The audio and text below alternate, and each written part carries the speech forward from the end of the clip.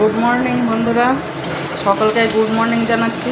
দেখুন একটু আবার সকালে আবার একটা নতুন ভিডিও নিয়ে চলে এসেছি। তো একটু মূলো শাক ছিল, দুটো মূলো এনেছিল, শুক্তো করবো বলে আনতে বলেছিলাম বাড়িতে।